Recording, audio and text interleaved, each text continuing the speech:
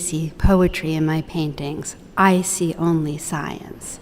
We're in the Art Institute of Chicago, and we're looking at Sunday Afternoon on the Isle of the Grande Jatte by Georges Seurat. And that was a quote by Seurat, whose ambition was to bring science to the methods of Impressionism. What's interesting is that the science that he was thinking about has been, to some extent, overturned, and we're left with the poetry. The science that he was referring to had to do with ways of making the painting seem more luminous, to seem brighter. And I have to say, he's really succeeded. This is a painting that is brilliantly luminous and incredibly complex when it comes to color. So he's taking the earlier traditions of the Impressionists and he's imposing on them the science of vision and especially the science of color that had been developed by people like Chevreul and Rude. He was interested in this idea of dividing color into its components. That is, instead of trying to find the perfect purple, which is really hard to do. You mean when you mix it on your palette? Well, that's right. And the reason is that when you take, say, a blue and a red, and you mix them together, that red is not pure red. It's got lots of other things in it. The blue is not pure, and when you mix them together, it gets too muddy. So how do you get a pure purple that you might see in nature? Well, Seurat's solution was to take the red, take the blue, and put them next to each other so that as your eye receives that light, the light waves do the mixing themselves. Right, and this is called optical mixture, and this is really a change from academic technique of finding that local color of an object, mixing it on your palette and then applying it. And if you think back to the Impressionist project, that what the Impressionists sought after was to really create a sense of outdoor light. And I think using this divisionist method, this idea of optical mixture, Seurat really did that in the Grande Jatte. We have a real sense of Parisians outside on a sunny day and the real strong sense of sunlight streaming through the trees. So clearly there is this bridge back to Impressionism, and in fact the artist used the term Neo-Impressionism when he described the kind of painting that he was doing. And yet this is also so far away from Impressionism. It's got the leisure of the Impressionist painting, it's got the outside, but this is not a painting that was painted plein air. This is not done directly before these subjects. He did do small sketches. Actually dozens of drawings and oil sketches outside, that's right. But then he goes back to the studio and makes this very composed, very carefully structured painting. In fact, he said that he wanted his figures to have the kind of solemnity that was found in the sculptures of the frieze of the Parthenon. Right, so he's really wanting to bring a sense of timelessness and classicism to the art of Impressionism,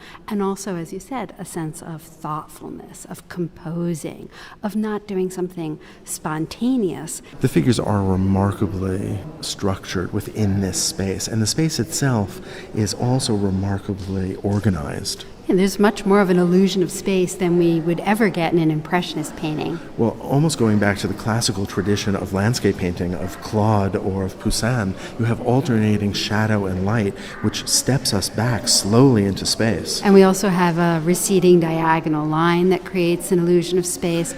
And yet at the same time, this is a painting, because of its technique, that really draws our eye to the surface of the canvas. So there's this really interesting tension that exists between this deep pictorial space and the very obvious, heavily worked surface. Let's go up really close and take a look. So I'm looking at the lower left corner of the painting, and I'm looking at the man who's smoking a pipe, leaning on his back. Take a close look at the way that his body is defined.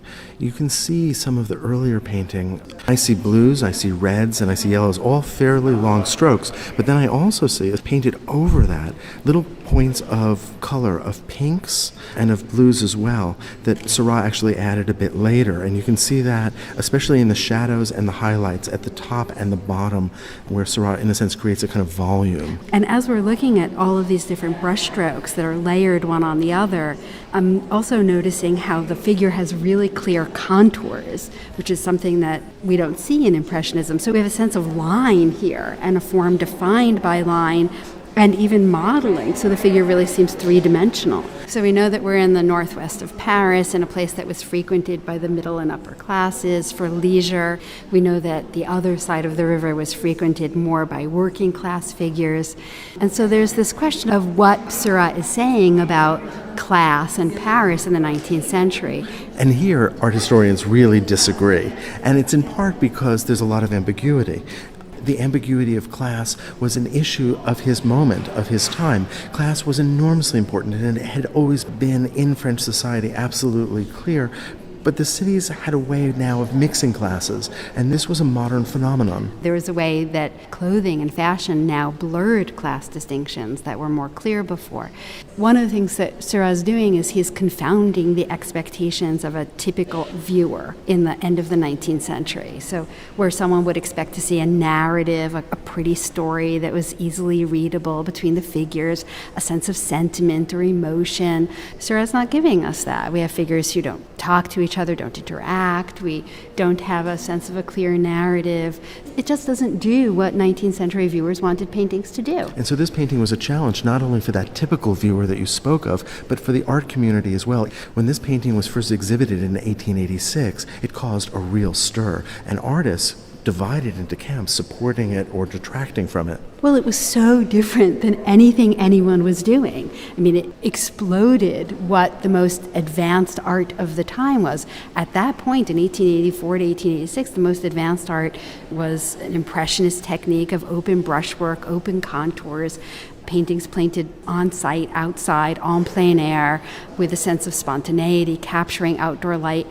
Seurat took all that and just turned it on its head and created something really serious and monumental and classical and thoughtful, and everyone had to come to terms with it.